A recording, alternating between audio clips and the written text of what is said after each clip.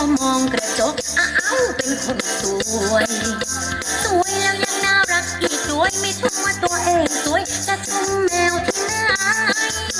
ชายคนใดที่มองผ่านตาเป็นเพราะวาสนาเขาไม่มีถูกไหมชีวิตที่ไม่มีผู้ชายมันยากตรงไหนแค่สวยไปวัน